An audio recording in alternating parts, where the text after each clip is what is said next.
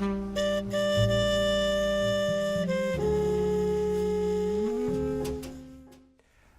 pour tous, tous pour un. L'histoire de D'Artagnan. Ce jeune Gascon, sans le sou, monté à Paris pour faire fortune, a fait le tour du monde. Une fois de plus, Alexandre Dumas aura violé l'histoire. Mais comme il aimait à le dire lui-même, c'était pour lui faire de beaux enfants. À Historia, nous avons décidé de faire le chemin rigoureusement inverse. C'est-à-dire que nous sommes partis de la belle histoire pour entrer dans la véritable histoire, la grande histoire, avec un grand H. D'Artagnan a bel et bien existé.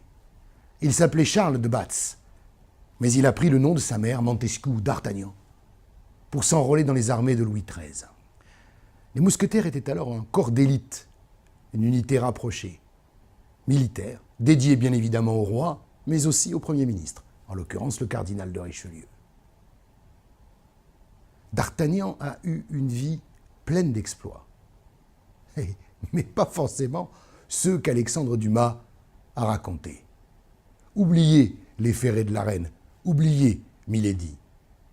Mais pensez à Athos, Porthos et Aramis, trois bons natifs du Béarn, comme le ver galant, le grand Henri IV. Tous les trois d'une fidélité absolue, d'une loyauté totale envers D'Artagnan, mais aussi envers leur roi. Une fois de plus, un beau récit, une grande histoire, une légende, avec des archétypes, des personnages universels, a réussi à masquer la réalité historique. C'est cette réalité historique que nous vous racontons ce mois-ci dans ce dossier.